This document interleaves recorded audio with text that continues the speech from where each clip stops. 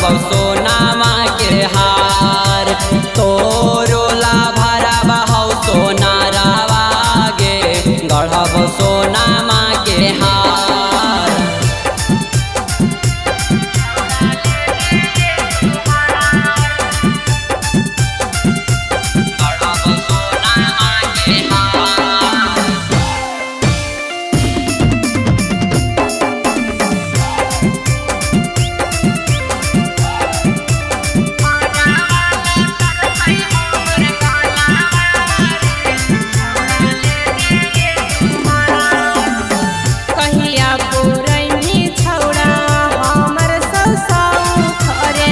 जहिया दे देमी दुल्हा बने के मौका गे पहिया पुरही छौड़ा हमर सब साउख रे।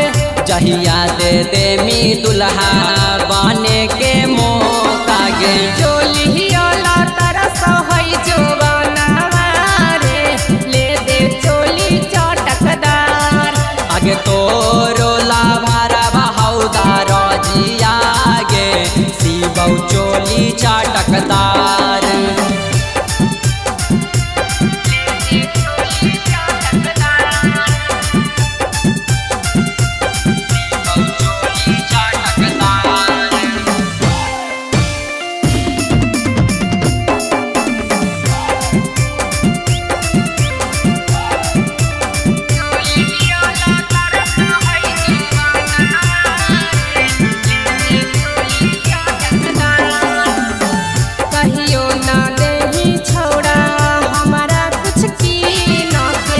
सब देबौ बन जो छौड़ी हमर दुल्ही नागे कहियो ना देही छौड़ा हमरा कुछ कीना के।